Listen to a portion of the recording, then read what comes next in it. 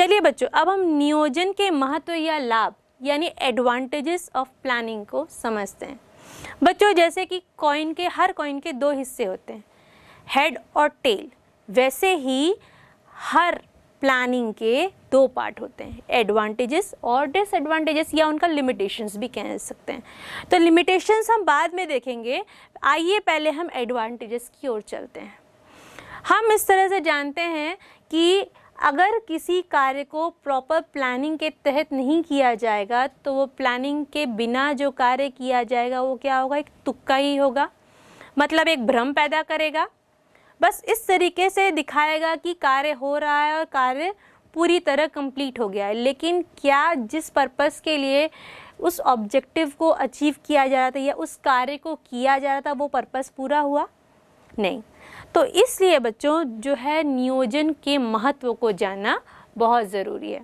आइए इसका पहला एडवांटेज या पहला इम्पोर्टेंस जानेंगे। इसका पहला एडवांटेज इस तरीके से है कि उद्देश्य प्राप्ति में सहायक, हेल्प्स इन अचीविंग ऑब्जेक्टिव। देखिए बच्चों, हमने कोई भी प्लानिंग की है, उस प्लानिंग को अचीव करने के लिए हमने कोई भी ऑब्जेक्टिव डिसाइड किया है, उस ऑब्जेक्टिव डिसाइडेड है, उस ऑब्जेक्टिव को हमने प्लानिंग के तहत उसकी ओर आगे बढ़ रहे हैं।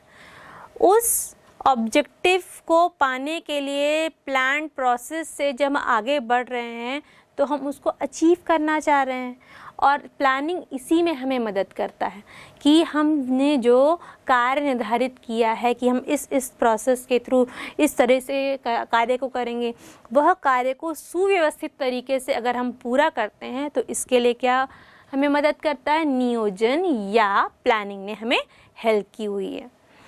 अगला बिंदु इस तरीके से देखें तो यह है भावी अनिश्चितताओं में कमी, यानी रिड्यूसेस इन फ्यूचर अनसर्टेनिटीज़। मैंने जैसे आपको पहले ही बताया कि इन फ्यूचर क्या समस्याएं आएंगी नहीं पता, लेकिन अगर प्लानिंग रहेगी तो क्या होगा, अनिश्चितताओं में कमी आएगी।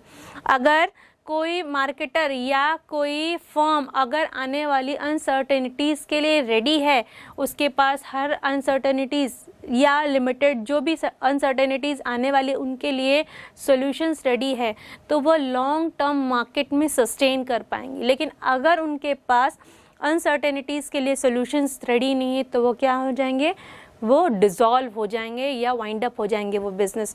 जैसे कि मैं आपको भी बता सकती हूँ, इस कोरोना पेंडेमिक काल में कई ऐसे बिजनेसमैन हैं, कई ऐसे फर्म्स हैं जो कि न चाहते हुए भी बंद कर दी गई।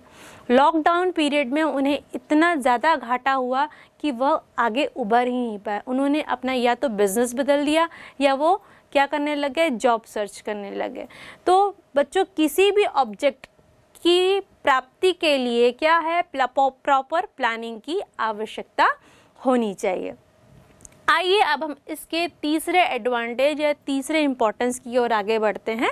तीसरा इम्पोर्टेंस इस तरीके से है कि नियोजन नियंत्रण के लिए प्रमाप निश्चित करना, यानी planning establishes standards for controlling. इसको हम इस तरीके से समझ सकते हैं कि किसी कार्य को अच्छी तरीके से पूरा करना है, उसके लिए एक स्टैंडर्ड निश्चित होना चाहिए। मान लीजिए हम इसके लिए क्या स्पोर्ट्स का उदाहरण ले लेते हैं। अब स्कूल लेवल पे या इंटर कॉलेज लेवल पे स्पोर्ट्स डिसाइड हुआ, कौन कौन से स्पोर्ट्स होंगे, कौन कौन से फैकल्टी मेंबर्स या टीचर्स उनमें इन्वॉल्व रहेंगे ताकि उसमें कोई कॉम्प्लिकेशंस ना आए, और ये जो स्पोर्ट्स हो रहे हैं वो कहाँ कहाँ होंगी, ठीक है, इनके मानक क्या क्या होंगे। अब अगर इस एग्जाम्पल को लें तो अगर स्पोर्ट्स एक्टिविटी या स्पोर्ट्स वीक को अच्छी तरीके से कंप्लीट करना है तो जो मानक माने गए हैं, स्टैंडर्ड्स माने गए हैं, उन मानकों को पूरा करना पड़ेगा, और उन्हीं को पूरा करते हुए एक अच्छा स्पोर्ट्स वीक आयोजित भी होगा, वो पूरा भी होगा। तो बच्चों, इस तरीके से हम इस तीसरे बिंदु को समझ सकते हैं कि नियोजन नियंत्रण के लिए प्रमाप निश्चित करता है। इसके बाद आता है नियोजन निर्णय में सहायक है, यानी प्लानिंग फैसिलिटेट्स डिसीजन मेकिंग। अब जैसे कि आप क्लास 12th के स्टूडेंट हैं, आपने डिसाइड कर लिया कि एग्ज़ाम्स आने वाली है, मुझे इस चैप्टर को रेडी करना है, मेरा ये चैप्टर अधूरा है। आपने डिसीज़न ले लिया आपकी प्लानिंग के कारण ही, क्योंकि आपके प्लानिंग की वजह से ही आपने क्या किया, अपना बाकी सिलेबस कंप्लीट कर लिया था, और अब जो पेंडिंग सिलेबस है वो आपको पता है कि आपने क्या रेडी नहीं किया है, क्योंकि वो आपकी प्लानिंग का पार्ट था नहीं। तो अब आपको क्या पता चला, प्लानिंग के अंडर आपने जितने टॉपिक्स लिए थे वो टॉपिक कवर हो गए, जो प्लान नहीं थे वो टॉपिक बचे हुए हैं।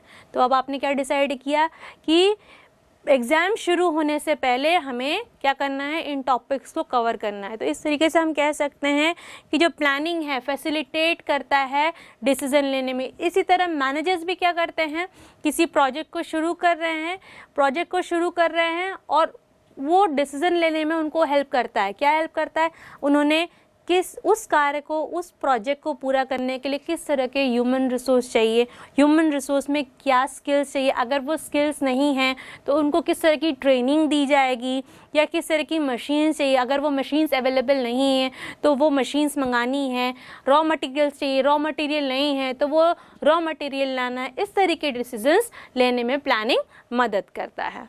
अगला बिंदु देखें तो नियोजन अभिप्रेरण में सहायक है, यानी प्लानिंग हेल्प्स इन मोटिवेशन। देखिए बच्चों, प्लानिंग किस तरीके से मोटिवेट करता है। एक अच्छा मैनेजर वही होता है जो अपने प्रोजेक्ट की प्लानिंग को अपने सबऑर्डिनेट्स के साथ शेयर करता है। वो अपने सबऑर्डिनेट्स को क्या बताता है कि भाई हमें इतने समय में ये कार्य पूरा करना है। यह कार्य पूरा करने के लिए वो उन्हें मोटिवेट करता है और ये भी बताता है कि इस कार्य की पूर्ति के बाद फर्म को किस तरीके के फ़ायदे होने वाले हैं, और अगर फर्म को फ़ायदे होंगे तो पॉसिबल है कि वह फ़ायदे का कुछ भाग जो है वह उन सबऑर्डिनेट्स या एम्प्लॉय को। तो इस तरीके से नियोजन जो है वो हेल्प करता है मोटिवेशन में भी। बच्चों आइए अब हम इसके अगले महत्व या अगले एडवांटेज को समझते हैं। प्लानिंग का जो अगला इम्पोर्टेंस या एडवांटेज है वो है संसाधनों का कुशलतम उपयोग या एफिशिएंट यूज़ ऑफ रिसोर्सेज। देखिए बच्चों, अगर किसी कार्य को करने के लिए प्रॉपर प्लान होगा तो रिसोर्सेस को किस तरीके से यूज़ किया जाए, चाहे वो ह्यूमन रिसोर्स हो, चाहे वो भौतिक रिसोर्सेस हो। भौतिक रिसोर्सेस यानी मटेरियल, मेथड, मनी, ठीक है। इन रिसोर्सेस का सही तरीके से किस तरह उपयोग में लाया जाए हम प्लानिंग के तहत ही कर सकते हैं। अगर प्रॉपर प्लान होगा तो इनका एफिशिएंटली यूज़ किया जा सकता है। इसके बाद अगर हम 7वें बिंदु को समझें तो 7वां इम्पोर्टेंस इस तरीके से है कि नियोजन आवश्यक क्रियाओं के छूटने व अपव्यय क्रियाओं के होने को कम करता है, यानी planning reduces overlapping and wasteful activities. Planning के अंडर अगर कोई काम चल रहा है तो अगर प्लानिंग के अंडर चल रहा है तो जो क्रियाएं, ऐसी एक्टिविटीज़ जिनको होना नहीं चाहिए उनको वो कम कर देता है, और जो एक्टिविटीज़ किसी ऑब्जेक्टिव को अचीव करने में या किसी गोल को अचीव करने में हेल्प कर रही हैं उन सभी एक्टिविटीज़ को प्रोत्साहन देता है या उस सभी एक्टिविटीज़ को आगे बढ़ाता है ताकि जो ऑब्जेक्टिव है दिए गए समय में पूरा किया जा सके। इसके बाद अगर हम अगले इम्पोर्टेंस की ओर चलें तो अगला इम्पोर्टेंस इस तरीके से है कि नियोजन नवीनतम विचार विकसित करता है। Planning promotes innovative ideas. जैसे कि बच्चों मैंने आपको पहले भी बताया कि अगर मार्केट में सस्टेन रहना है, अपने कॉम्पिटिटर्स से हमेशा आगे बढ़ना है, तो क्या करना पड़ेगा, किसी भी फर्म या किसी भी मैनेजर को अपने कंपनी में कोई ना कोई इनोवेटिव आइडियाज़ लाना पड़ेगा और उन इनोवेटिव आइडियाज़ को एक प्रॉपर प्लानिंग के तहत आगे बढ़ाना पड़ेगा। इस तरीके से हम इसके 8वें पॉइंट को समझेंगे। इसका 9वां पॉइंट है अन्य महत्व यानी अदर इम्पोर्टेंस। इसको इस तरीके से समझेंगे कि इसमें जो प्रबंधकीय कार्यों का जो आधार होता है वह प्रमुखतः या मुख्यतः प्लानिंग होता है, और जो प्रभावी संगठन हेतु जो योजनाएं बनाई जाती हैं वो विस्तृत योजनाएं होती हैं, और नियोजन का जो राष्ट्रीय महत्व है वह न कि केवल व्यावसायिक क्षेत्र में है बल्कि शिक्षा, रोजगार, उद्योग, कृषि इत्यादि अन्य कई क्षेत्रों में भी प्लानिंग एक इम्पॉर्टेंट रोल प्ले करता है। इस तरीके से बच्चों हमने जो प्लानिंग है उसकी इम्पॉर्टेंस या उसके एडवांटेजेस को समझा। आइए अब हम सिक्के के दूसरे पहलू की ओर चलते हैं यानी लिमिटेशंस ऑफ प्लानिंग को जानते हैं।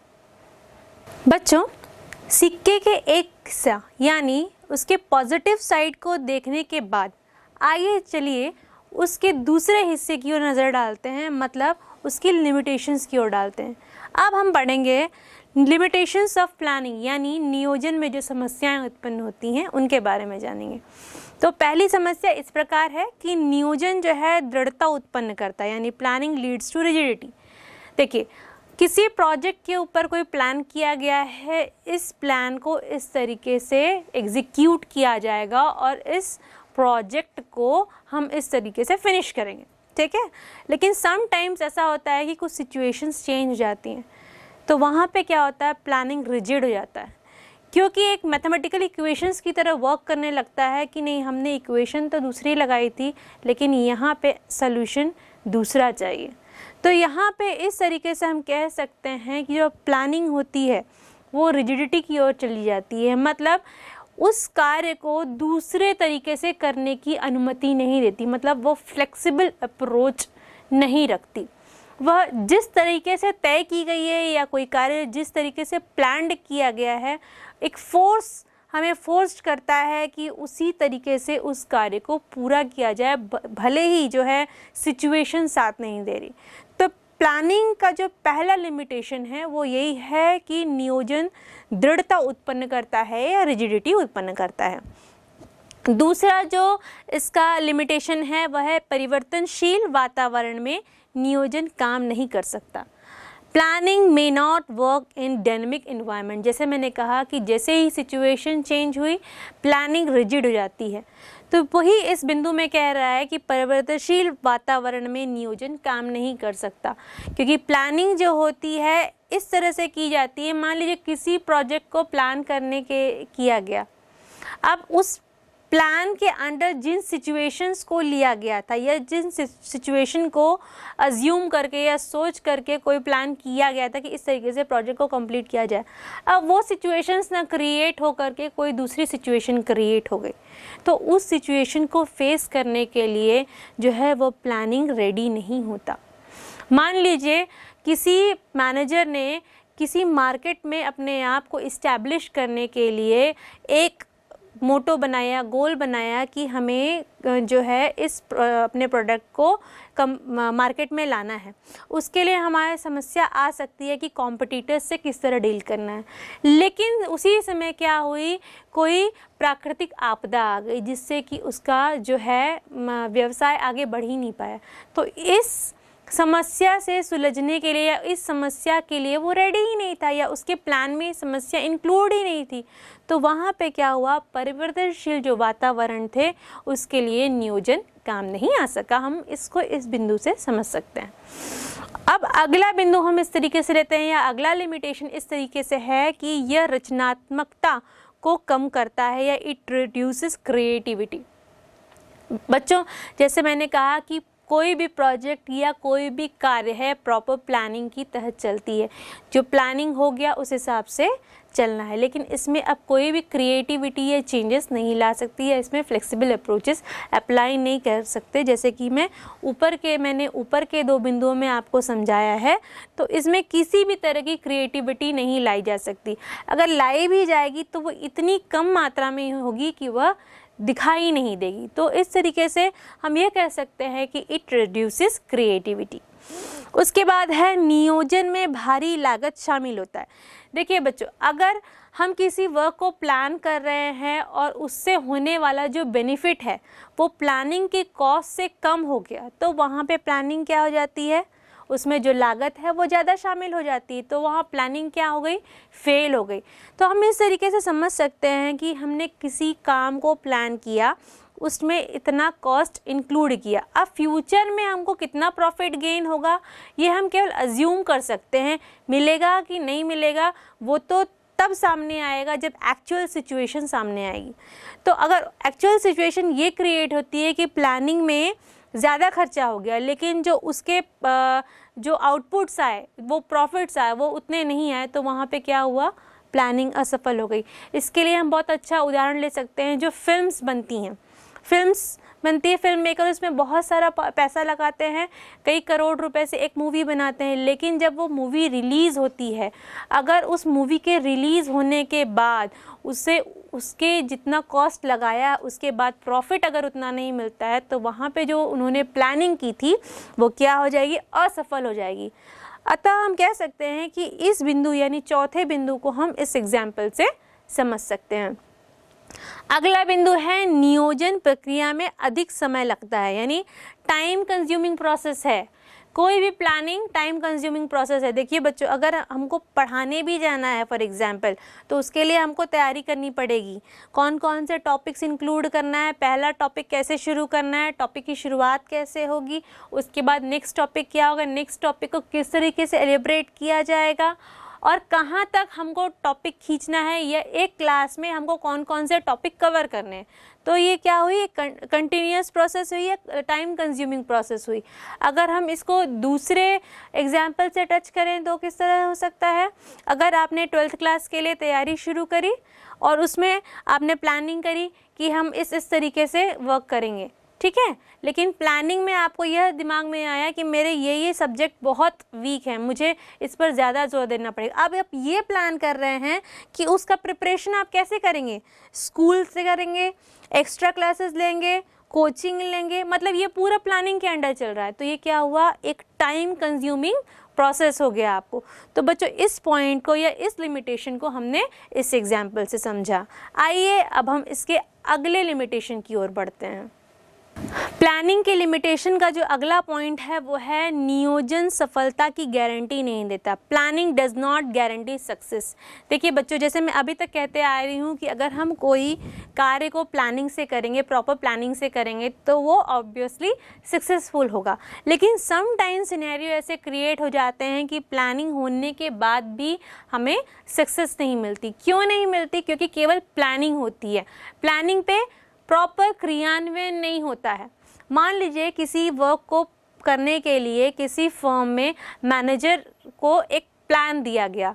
अब मैनेजर ने क्या किया, वही प्लान अपने सबऑर्डिनेट्स को दे दिया और उन्होंने ये सोचा कि अब मैंने सबऑर्डिनेट्स को प्लान तो दे दिया है, अब वो काम करेंगे और इस तरह से प्रोजेक्ट कंप्लीट हो जाएगा। नहीं, अब वो क्या कर रहा है, उस पर उन लोगों पर ध्यान नहीं दे रहा है कि काम कहाँ तक पहुँचा, इतना समय हो गया, काम में कहाँ प्रॉब्लम आ रही है, उनके लिए सोल्यूशंस लेते हैं, इन सब चीज़ों पे वो ध्यान नहीं दे रहा है। तो इस स्थिति में यह होगा कि जो प्लानिंग की गई है कि इतने ड्यूरेशन में हमको टारगेट कंप्लीट करना है, अपना गोल अचीव करना है, वह नहीं हो पाएगा।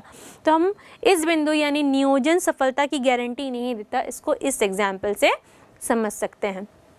अगला बिंदु है विश्वसनीय आंकड़े एवं सूचनाओं का अभाव, non availability of reliable data and information.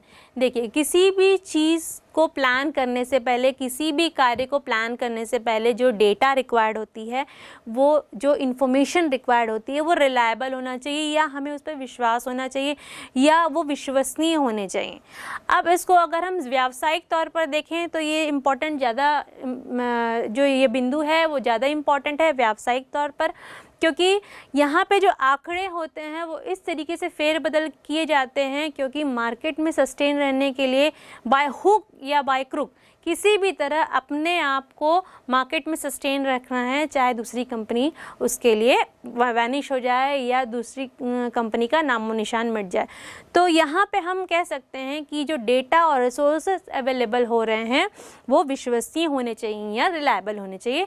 तो प्लानिंग का ये 7वां बिंदु है जो कि इसका लिमिटेशन है। 8वां बिंदु है नियोजन की बाह्य सीमाएं या एक्सटर्नल लिमिटेशंस कह सकते हैं। पहला एक्सटर्नल लिमिटेशंस हैं प्राकृतिक आपदा यानी नेचुरल डिसकैलेमिटीज़, मतलब जो मान लीजिए बाढ़ आ गई, या अभी कोरोना पेंडेमिक हो गया, या इसके अलावा तूफ़ान आ गया।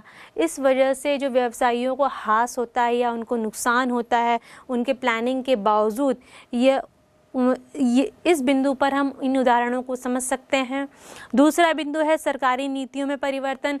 कभी कभी ऐसा होता है हम कुछ डिसीज़न लिए हैं, प्लान किए हैं, लेकिन अचानक सरकारी नीतियों में परिवर्तन आ गया, कर नीतियों में परिवर्तन आ गया, या और भी अन्य नीतियाँ हैं जिसमें परिवर्तन आ गया, जिस वजह से हमारी पूरी प्लानिंग फेल हो जाती है। एक एग्जांपल इस तरीके से ले सकते हैं कि यदि कोई स्टूडेंट है, किसी एग्ज़ाम की तैयारी कर रहा है, उस एग्ज़ाम के लिए अभी तक उसकी आयु सीमा इस तरह निश्चित की गई है, वह उस आयु सीमा के अंदर आ रहा है, लेकिन कुछ समय बाद यह तय होता है जैसे ही उसका चुनाव होने वाला रहता है कि वह उसके लिए एलिजिबल ही नहीं किन्हीं कारणों से, या चाहे आयु सीमा हो या किन्हीं कारणों से, तो वहाँ पे जो सरकारी नीति या नियम में परिवर्तन होता है, उस वजह से उसकी प्लानिंग जो है फेल हो जाती है।